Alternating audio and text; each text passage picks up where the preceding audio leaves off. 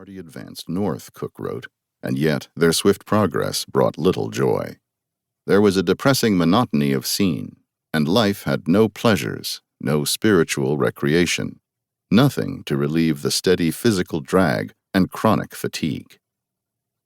2 months after leaving Greenland, and 9 months after he'd departed from the United States, Cook wrote, his sextant readings showed the small party to be near its goal, and then at it, that ultimate point where the world's meridians come together. There is nowhere farther north to go, and every time zone is a step away. According to Cook, his celebrations at the top of the world did not last long. He remained at the North Pole some 36 hours, dutifully recording astronomical observations and other details of his surroundings. A long, dangerous journey over crumbling ice lay ahead, and the place itself did not encourage lingering. "What a cheerless spot," he wrote in the Herald, "to have aroused the ambition of men for so many ages." Ambitious men had indeed ventured to the far north for centuries, pushing the limits of survival in a frozen world that was, both physically and conceptually, as distant from the place of human origins as could be imagined.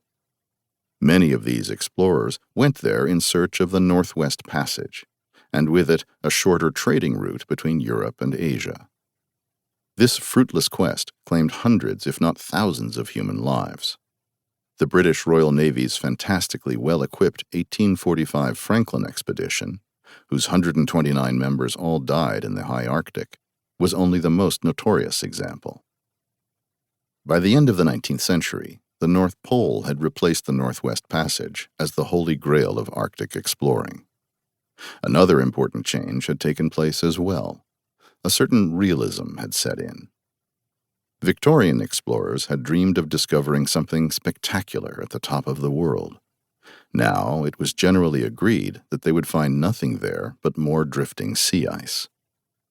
The U.S. government had long ago stopped devoting blood and treasure to the so-called Arctic problem.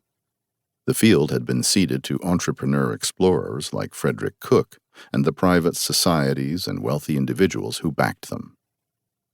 Even if some of the romance had gone out of it, exploring the Arctic was still rewarding. Discovering new territories and geographical features brought wealth and adulation, as did getting closer to the pole than anyone had before. Some explorers truly yearned to be in the far north, and feats like these made it easier for them to raise the money to go back. The cooperation of the daily press was indispensable to the partly heroic, partly self-serving exploring enterprise. Newspapers were likelier than book publishers or magazines to pay for exclusive rights to a story in advance, and in an age before radio or television, they were also the means by which an explorer's deeds were first conveyed to the public. Without the daily press, average Americans had no timely way of knowing what explorers were doing way up north, or what their so-called accomplishments really meant. What many readers urgently wanted to know was very simple. Was the expedition a failure or a triumph? The press, for its part, had nearly as much to gain from these real-life Arctic traumas as explorers did. It was profitable to break big news of any kind, including news of geographical discovery. Newspapers were booming everywhere, and so was the competition for readers and all-important advertisers.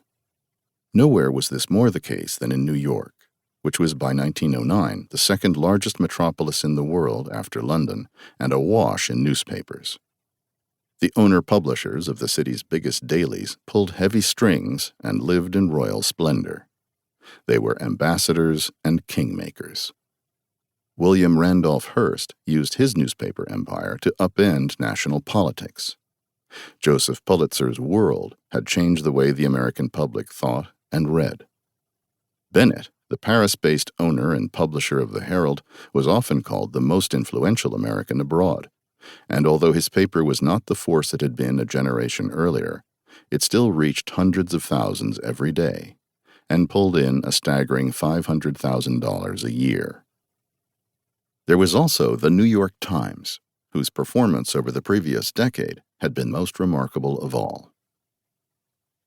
Its publisher, a comparatively unknown